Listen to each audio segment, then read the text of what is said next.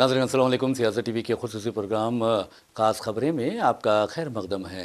मैं मोहम्मद रियाज़ अहमद।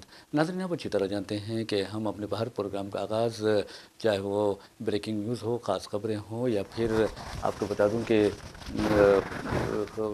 ख़बर ख़याल हो, उसका आगाज़ प्यारे नबी सल्लल्लाहु अलैहि वसल्लम की हदीस मुबारक कैसे करते हैं। आप ये भी अच्छी तरह जानते हैं कि हम चाँद की तारीख़ से भी आपको वाकिफ़ कराते हैं। आज जो चाँद की 11 तारीख़ यानी 11 रबीउल अव्वल 1448 हिजरी है, और आप अच्छी तरह जानते हैं कि कल यानी 12 रबीउल अव्वल को हमारे प्यारे नबी सल्लल्लाहु अलैहि वसल्लम का मिलाद पाक है। तो बहरहाल शहर हैदराबाद ही नहीं बल्कि आपको बता दूं कि सारी दुनिया में मिलाद की खुशियाँ मनाई जा रही है। प्यारे नबी सल्लल्लाहु अलैहि वसल्लम के दुनिया में आने की खुशियाँ मनाई जा रही हैं। और आप ये भी अच्छी तरह जानते हैं कि प्यारे नबी सल्लल्लाहु अलैहि वसल्लम ने औरत को जब दफन कर दिया जाता था, अरब में बेटी होने पर उसे दफन कर दिया जाता था, आपने उसको मना करार दिया, ममनू करार दिया, उस वहशियाना रस्म को रोक दिया। और आज हाल ये है कि अगर किसी मुसलमान के घर में, ख़ास तौर पर अरब के घर में बेटी पैदा होती है तो वो खुशी से सरशार हो जाता है। तो ये प्यारे नबी सल्लल्लाहु अलैहि वसल्लम के यानी आप मोजिज़ात में से है कि आपने एक ऐसे कौम को जो इंसानियत भूल चुकी थी, उस कौम को इंसान, हकीकी इंसान बना दिया। और यही मैं समझता हूँ कि प्यारे नबी सल्लल्लाहु अलैहि वसल्लम का सबसे बड़ा मौजिज़ा है। यानी आपका मौजिज़ा कुरान है, आपका एजाज़ कुरान है। और आपके अखलाक के बारे में तो प्यारे नबी सल्लल्लाहु अलैहि वसल्लम के अखलाक के बारे में हमारी जो उम्मुल मोमिनीन है हज़रत बीबी आयशा सिद्दीक़ा रज़ियल्लाहु तआला अन्हा ने वाज़ेह तौर पर कहा है कि कुरान मजीद आपका अखलाक है, आपके किरदार है। तो मेरा नाज़रीन, चलते हैं हदीस शरीफ की तरफ और आपको बताते हैं हज़रत इब्न ख़ब्तिया से हुज़ूर नबी अकरम सल्लल्लाहु अलैहि वसल्लम की विलादत पाक के हवाले से रिवायत है कि आप सल्लल्लाहु अलैहि वसल्लम की वालिदा माजिदा ने फरमाया, आप सल्लल्लाहु अलैहि वसल्लम की विलादत के वक्त मैंने मुशाहिदा किया गोया कि एक रोशन सितारा मेरे जिस्म से निकला है जिससे सारी ज़मीन रोशन हो गई। तो आप अंदाज़ा कीजिए प्यारे नबी सल्लल्लाहु अलैहि वसल्लम की बरकतें हैं। आप को अल्लाह ताला ने सारे एक आलम के लिए नहीं बल्कि सारे आलमीन के लिए रहमतुल लिल आलमीन बनाकर भेजा।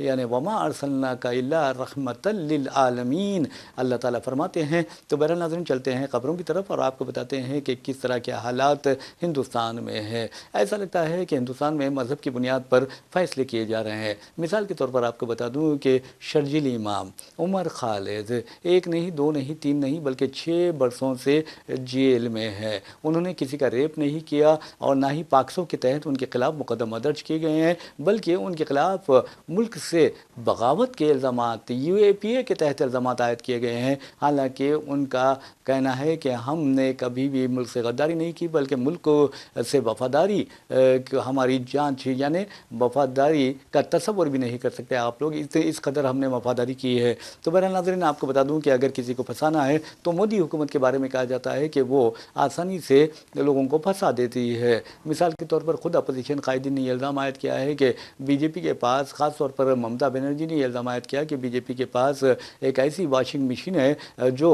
बदकिरदारों को धो दे देती है, रुश्वतखोरों को, बदनवानों को, करप्टेड जो अनासिर होते हैं उनके दाग धब्बे बिल्कुल साफ़ कर देती है। यानी बीजेपी में शामिल हो जाइए और फिर आप हर गुनाह से, हर जुर्म से की सज़ा से बच जाइए। तो बहरहाल नाज़रीन, आपको बता दूँ कि गुरमीत राम रहीम इंसान इसका लक़ब है। ये गुरमीत राम रहीम डेरा सच्चा सौदा का सरबराह है। और आपको बता दूं कि एक नहीं, 2 ख़वातीन जो मुतक़िदीन थे इसके, इनके रेप के ज़िमन में 20 साल की सज़ा काट रहा है। और आपको ये बता दूं कि एक सहाफ़ी के कत्ल के सिलसिले में हाल ही में उसे जो सज़ा सुनाई गई थी उसे बरी करार दिया गया है। तो बहरहाल ये जो है गुरमीत राम रहीम अपनी 2 मुतक़िदीन का रेप करने की पादाश में 20 साल की सज़ा काट रहा है। यानी 2017 में गुरमीत राम रहीम को 20 साल कैद की सज़ा सुनाई गई थी। और आपको बता दूं कि कत्ल का मुकदमा भी उसके खिलाफ चल रहा था। ये और बात है कि जैसा कि हमने आपको बताया कि CBI की खुसूसी अदालत ने उसे सज़ा सुनाई। तो बहरहाल आपको बता दूं कि कत्ल के मुकदमे में उसे बरी कर दिया गया है, लेकिन रेप के केसेस में, 2 रेप के केसेस में उसे 20 साल कैद की सज़ा सुनाई गई है और वो जेल भी काट रहा है। तो बहरहाल अब उसे پیرول پر رہا کر دیا گیا ہے، اور آپ کو بتا دوں 21 دن کے پیرول پر اس کی رہائی عمل میں آئی ہے۔ اور آپ کو یہ بتانا ضروری ہے کہ گرمیت رام رحیم کو پہلے 1 دن کے لیے، پھر 12 گھنٹے کے لیے، پھر 21 دن کے لیے، پھر 30 دن کے لیے، پھر 40 دن کے لیے، پھر 40 دن کے لیے، پھر 30 دن کے لیے، پھر 21 دن کے لیے، پھر 50 دن کے لیے، پھر 30 دن کے لیے، پھر 30 دن کے لیے، پھر 21 دن کے لیے، پھر 40 دن کے لیے، اس طرح 17 مرتبہ پیرول پر رہا کیا گیا ہے، جبکہ اس کا جرم انتہائی سنگین ہے۔ یعنی خواتین کی عصمتوں کو تار تار اس نے کیا۔ عدالت نے یہ کہہ بھی دیا اور اسے قحطی قرار دیا، 20 سال کی سزا بھی سنائی ہے، لیکن اسے بار بار پیرول پر رہا کیا جاتا ہے۔ چلیے بھائی، اس کی اپنی قسمت ہے کہ اسے بار بار پیرول پر رہا کیا جاتا ہے، لیکن سوال یہ پیدا ہوتا ہے کیا عمر خالد، کیا شرجیل امام نے کسی کی بیٹی، بہن یا بیوی کے ساتھ مکالمہ کیا؟ کیا آپ کو بتا دوں کہ کسی یعنی نابالغ لڑکی کے ساتھ کا جنسی استحصال کیا؟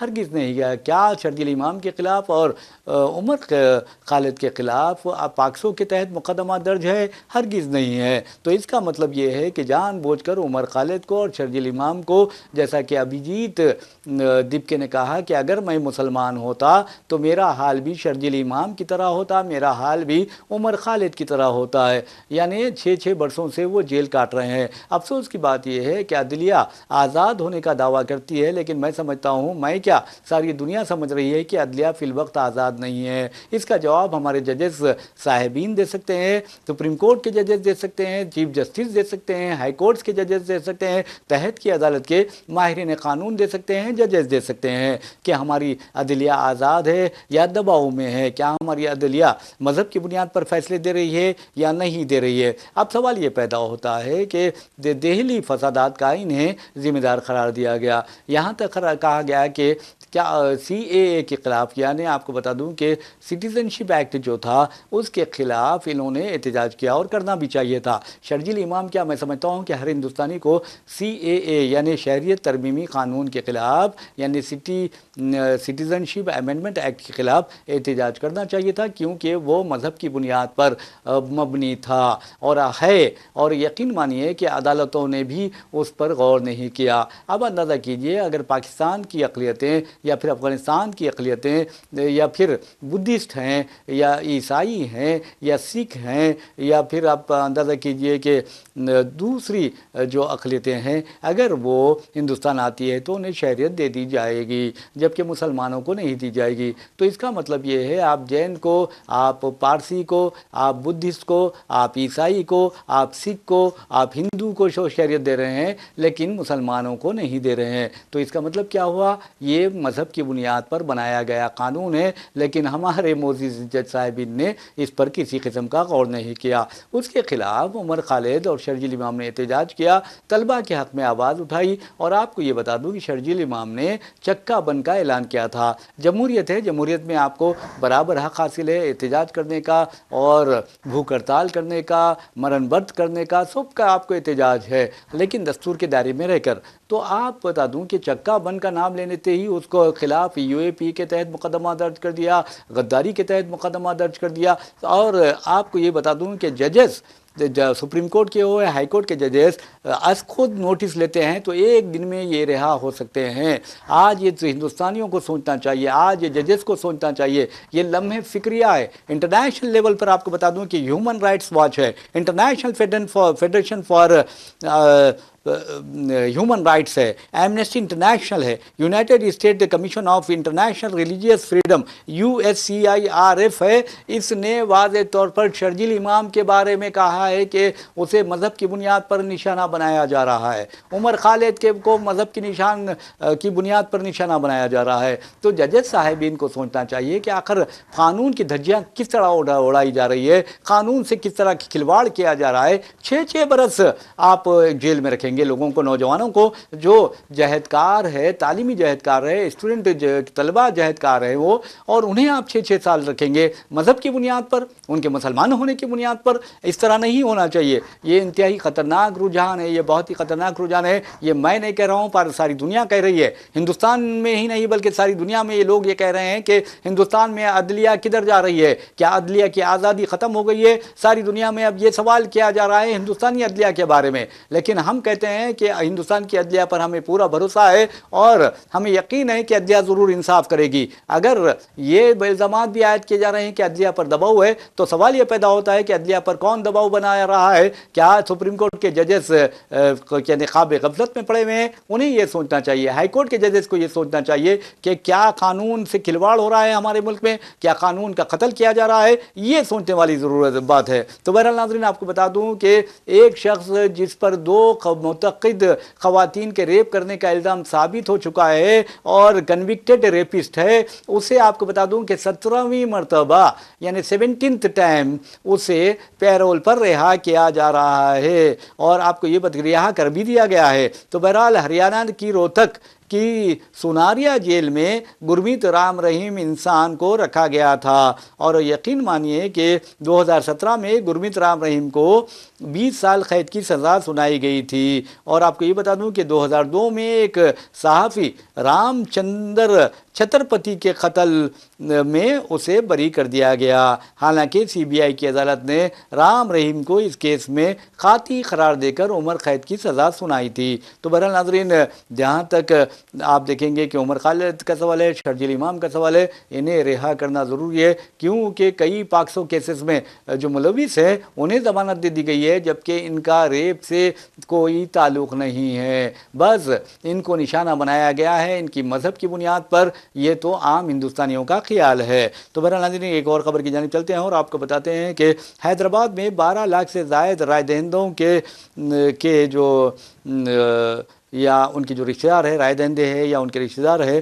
انہیں شخصی طور پر نوٹسوں کا جواب دینے کے لیے سماعت کے لیے حاضر ہونا ضروری ہے. اب آپ کو بتا دوں کہ یہ نوٹسیں بی ایل اوز کے ذریعے دی جائے گی، اور یہ نوٹسیں جیسا کہ میں نے آپ کو کل بھی بتایا تھا کہ 12 لاکھ سے زائد رائے دہندوں کو یہ نوٹسیں دی جائے گی، جس میں ان میپڈ جو رائے دہندے ہیں ان کی تعداد 5,80,908 ہے، جبکہ مختلف غلطیاں جو پائی گئی ہیں انومریشن فارم میں یا پھر انیملیز جو ہیں، وہ اس طرح کے جو رائے دہندے ہیں ان کی تعداد 6,62,678 ہے. تو بہرحال ان تمام کو نوٹسیں دی جا رہی ہے، اور polling booth level officer B L O ان کے ذریعے یہ وہ دی جا رہی ہیں نوٹسیں. اور آپ کو بتا دوں کہ اسسٹنٹ الیکٹورل رجسٹریشن آفیسر جو ہے وہ ان کے کیسز کی سماعت کرے گا، اور جب آپ کو بلایا جائے گا تو آپ پورے ڈاکومنٹس یعنی اوریجنل ڈاکومنٹس لے کر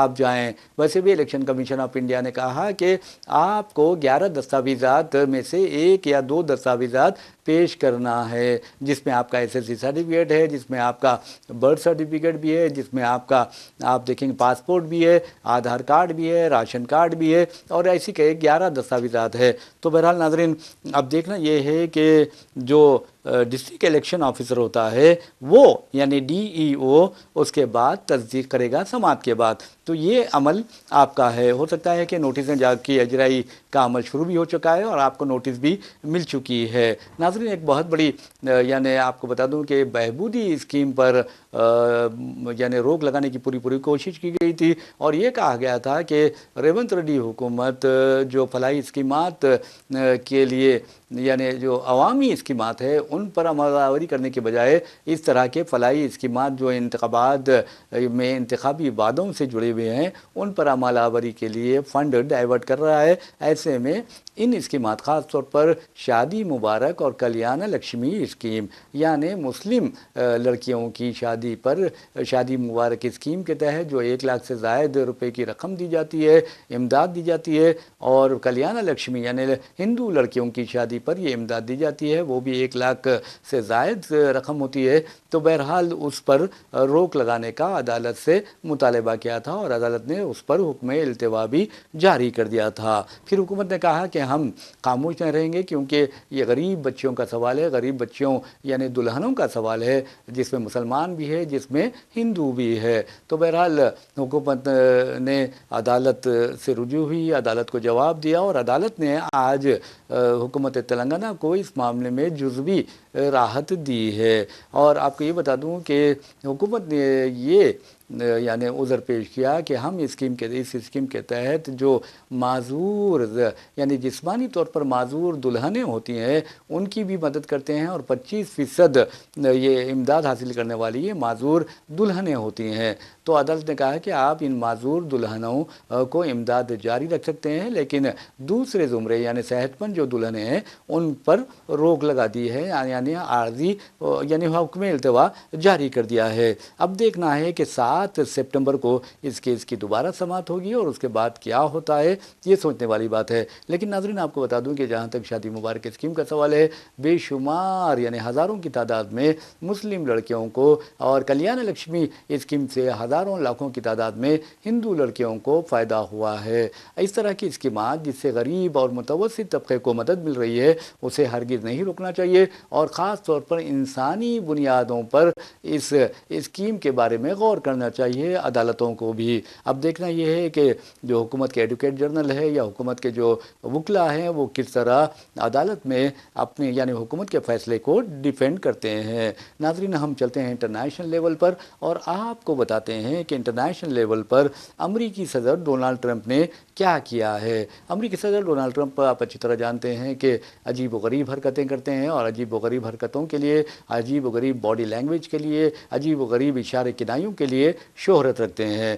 بیچارے صبح یعنی ناشتے پر ایک بات کرتے ہیں تو آپ کو بتا دوں کہ لنچ میں ان کی وہ بات بدل جاتی ہے، رات میں تو وہ الگ ہی ہو جاتے ہیں، ان کا رنگ بدل جاتا ہے۔ تو بہرحال ناظرین آپ کو بتا دوں کہ H1B ویزا کے بارے میں اب امریکی انتظامیہ جو ڈونلڈ ٹرمپ انتظامیہ ہے وہ اس کی فیس 1 لاکھ سے زائد یعنی $1 لاکھ سے زائد کرنے پر غور کر رہا ہے۔ اور آپ کو یہ بتا دوں کہ تو اس پر طرفہ تماشا یہ کہ جو اسائلم سیکرز ہیں ان کے ویزے منسوخ کرنے پر بھی غور کیا جا رہا ہے۔ تو آپ اندازہ کیجئے کہ ڈونلڈ ٹرمپ کس طرح جو ہائیلی اسکلڈ فارن ورکرز ہیں ان کو ستانا چاہتے ہیں، لیکن یاد رکھیے نقصان امریکہ کا ہے، کیونکہ ہائیلی اسکلڈ ورکرز اگر جنوبی کوریا کیا رخ کریں گے، سنگاپور چلے جائیں گے یا دوسرے ممالک چلے جائیں گے اور دوسرے ممالک میں بسنا شروع کریں گے تو پھر سمجھیے کہ ڈالر کی بھی حالت خراب ہو جائے گی، یعنی اس کی قدر بھی گر جائے گی۔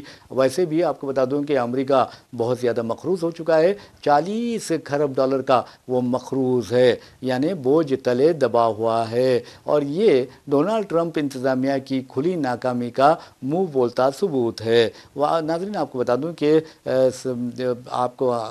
دوں کہ ایک فیڈرل جج نے جون میں واضح طور پر کہا تھا کہ فیس میں جو اضافہ کیا گیا وہ غیر قانونی ہے، یعنی H1B ویزا کے فیس میں جو اضافہ کیا گیا ہے وہ غیر قانونی ایک وفاقی جج یعنی فیڈرل جج نے قرار دیا تھا۔ اور آپ کو یہ بتا دوں کہ اس فیصلے کا یعنی ڈونلڈ ٹرمپ کے اس فیصلے کا اپیلز جو کورٹ ہیں وہ جائزہ لے رہی ہیں۔ ناظرین آپ کو بتا دوں کہ ڈونلڈ ٹرمپ نے صرف H1B ویزا جو فیس ہے وہ 1 لاکھ سے زائد کرنے پر غور کر رہی ہے حکومت، اس کے علاوہ نہ صرف یہ غور کر رہی ہے بلکہ ٹرمپ انتظامیہ 2 لاکھ ایسے بیرونی باشندوں کے ویزے منسوخ کرنے پر غور کر رہی ہے جو اسائلم سیکرز ہیں، یعنی امریکہ میں پناہ طلب کر رہے ہیں یا پناہ کے خواہاں ہیں۔ تو یہ بھی بہت ہی خطرناک بات ہے، اور اس طرح کے جو واقعات ہوتے ہیں وہ بہت ہی میں سمجھتا ہوں کہ کسی بھی ملک کو نقصان پہنچانے کے لیے اہم ہوتے ہیں۔ اگر ڈونلڈ ٹرمپ یہ سمجھتے ہیں کہ ہندوستان ترقی کر رہا ہے، لیکن ایک بات ضرور ہے کہ ہندوستان کے جو باصلاحیت جو لوگ ہیں وہ امریکہ منتقل ہو رہے ہیں، بیرونی ممالک منتقل ہو رہے ہیں۔ امریکہ کی ترقی میں آپ کو بتا دوں کہ ہندوستانی باصلاحیت جو ہندوستانی ہیں ان کا غیر معمولی کردار رہا ہے اور ہے۔ اس کے باوجود بھی اگر امریکی صدر ڈونلڈ ٹرمپ H1B ویزا کی فیس بڑھا کر انہیں ستانے کی کوشش کرتے ہیں تو یہ ان کے لیے تو نہیں بلکہ ان کے ملک کے لیے نقصان کا باعث بن سکتا ہے، اس لیے کہ ہائیلی اسکلڈ ورکرس ہیں، یہ انڈین جو فارنرس ہیں وہ ہائیلی اسکلڈ ہیں، وہ اس میں ڈاکٹرس ہیں، انجینئر ہیں، سائنٹسٹ ہیں، آئی ٹی یعنی ایکسپرٹس ہیں، آرٹیفیشل انٹیلیجنس کے ایکسپرٹس ہیں، تو ان کو اور بزنس مین ہیں، انڈسٹریلسٹ ہیں، تو یہ جو چیزیں ہیں، ماہرین اقتصادیات ہے، اگر آپ ان کو اس طرح کی فیس عائد کرتے ہوئے یعنی ان کو ڈراتے ہیں، دھمکاتے ہیں، بلیک میل کرتے ہیں، تو اس کا مطلب یہ ہے کہ آپ اپنے ملک کی تباہی کا سامان کر رہے ہیں۔ ویسے میں ناظرین آپ کو بتا دوں کہ کینیڈا نے کل ہی کہہ دیا تھا، کینیڈا کے وزیر اعظم نے، کہ بھئی ہم امریکہ سے حالت جنگ میں ہے، آپ ہر کسی سے لڑائی جھگڑا کر رہے ہیں، آپ ہر کسی کے خلاف ٹیرف استعمال کرنے کی کوشش کر رہے ہیں۔ کینیڈا نے کہا کہ امریکہ نے ہمارے خلاف ٹیرف بڑھانے کا اعلان کیا ہے، تو ہم بھی امریکہ کے خلاف ٹیرف میں اضافہ کرتے ہیں۔ ویسے بھی ناظرین آپ کو بتا دوں کہ ڈونلڈ ٹرمپ نے کینیڈا کے خلاف جس طرح ٹیرف عائد کرنے کا فیصلہ کیا ہے، اس سے کینیڈا کو ہر سال $20 ارب کا نقصان ہو سکتا ہے۔ تو ایسے میں سمجھتا ہوں کہ مل بیٹھ کر بات کرنی چاہیے، لڑائی جھگڑا اچھی چیز نہیں ہے، لیکن ڈونلڈ ٹرمپ ہر بات میں لڑائی جھگڑا کی بات کرتے ہیں۔ ویسے بھی ناظرین آپ کو بتا دوں کہ جہاں تک امریکہ کا سوال ہے، امریکہ ہندوستان سے بھی اچھے تعلقات کا خواہاں ہے، لیکن آپ کو بتا دوں کہ ہندوستان پر بھی اس نے 10% اضافی ٹیرف حالیہ عرصے کے دوران عائد کرنے کا اعلان کر دیا ہے۔ ایسے میں امریکہ کی دوستی پر نہ ہی امریکہ کی دشمنی پر بھروسہ کیا جا سکتا ہے۔ اور ویسے بھی ناظرین آپ کو بتا دوں کہ حیدرآباد فرخندہ بنیاد ایک ایسا شہر ہے، ایسا پورا من شہر، جس کا امن دیکھنے کے لیے امریکی سفیر جو ہیں متعینہ ہندوستان، وہ سرجیو گور حیدرآباد تشریف لائے تھے، حیدرآباد آئے اور انہوں نے حیدرآباد کا جائزہ لیا۔ آپ اچھی طرح جانتے ہیں کہ امریکہ ہو یا برطانیہ ہو، اس کا جو سفارتی عہدیدار ہوتے ہیں وہ مختلف شہروں کا دورہ کرتے ہیں، دورہ کر کے حالات کا جائزہ لیتے ہیں، یہاں تک کہ ہندوستان کے سیاسی حالات پر بھی ان کی گہری نظر ہوتی ہے۔ انہیں یہ بھی اچھی طرح معلوم ہے کہ مودی حکومت طاقتور ہے یا پھر کمزور ہے۔ ویسے میں ناظرین آپ کو بتا دوں کہ مودی حکومت کے بارے میں یہ کہا جاتا ہے کہ مودی حکومت کی پوری مدد اسرائیلی وزیر اعظم نیتن یاہو کر رہے ہیں، موساد کر رہی ہے۔ یہ جو الزام ہے خود سونیا گاندھی نے عائد کیا تھا۔ اب حقیقت کیا ہے آپ اچھی طرح جانتے ہیں۔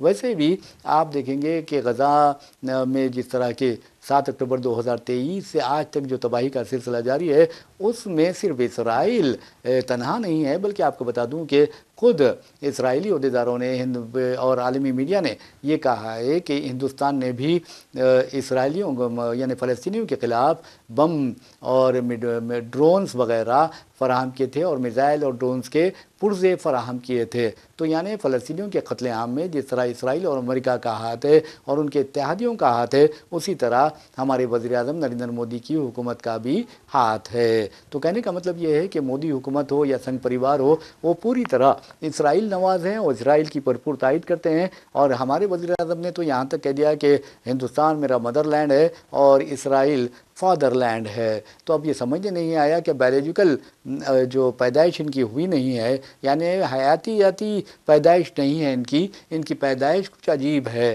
تو اس کا مطلب یہ ہے کہ یہ اپنے آپ کو بھگوان قرار دے رہے ہیں، اپنے آپ کو دیو قرار دے رہے ہیں، اپنے آپ کا جو درجہ ہے وہ عام ہندوستانیوں سے بڑھ کے بتا رہے ہیں۔ ویسے بھی ناظرین ہمارے اروند کیجریوال کہتے ہیں کہ ہمارے وزیر اعظم نریندر مودی کی جو پیدائش ہے وہ 2 مرتبہ ہوئی ہے، اور اروند کیجریوال نے ان کی تعلیمی صلاحیت پر بھی، تعلیمی قابلیت پر بھی سوال اٹھائے ہیں۔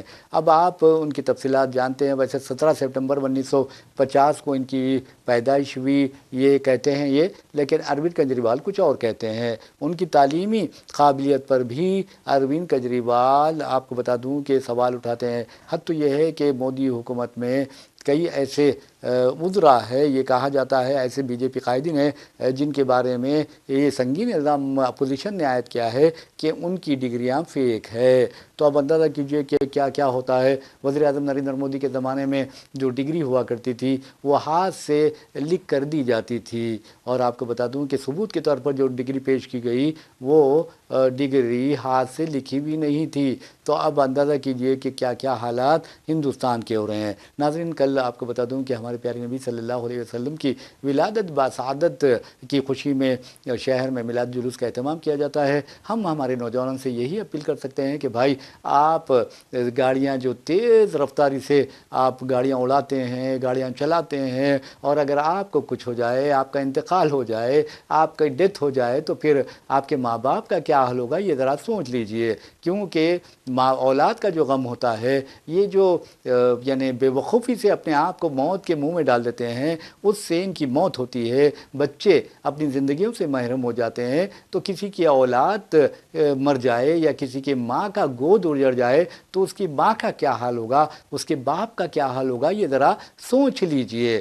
گاڑیاں اڑا رہے ہیں، ارے میرے بھائی یہ میلاد النبی ہے، میلاد النبی کے موقع پر تو آپ کو نمازوں کی پابندی کا عہد کرنا چاہیے کہ ہم زندگی میں نماز قضا نہیں کریں گے، نماز ترک نہیں کریں گے۔ ارے میرے بھائی، مسلمانوں کی بستیوں کو صبح کے اوقات میں آپ دیکھیے، قبرستان کا منظر پیش کرتے ہیں، ایسا لگتا ہے کہ قبرستان سے ہم گزر رہے ہیں، خاموشی چھا جاتی ہے۔ شہر خاموشہ کا منظر پیش کرتے ہیں مسلم محلے جات، اور آپ غیروں کے محلے میں جائیے، نان مسلم کے محلوں میں جائیے، صبح ہوتے ہی وہاں پر سرگرمیاں شروع ہو جاتی ہے۔ تو آپ بھی خیال رکھیے، یہ میلاد مبارک کے موقع پر آپ عہد کیجئے کہ ہم نمازوں کی پابندی کریں گے، ہم وقت کی پابندی کریں گے، ہم لوگوں کی مدد کریں گے، ہم یتیم و یسیر کے ساتھ شفقت سے پیش آئیں گے، ہم ضرورت مندوں کی مدد کریں گے، ہم معاشرے کو صالح بنائیں گے، نیک بنائیں گے، لوگوں کو نیکی کی دعوت دیں گے۔ آپ یہ کا عہد کر لیجئے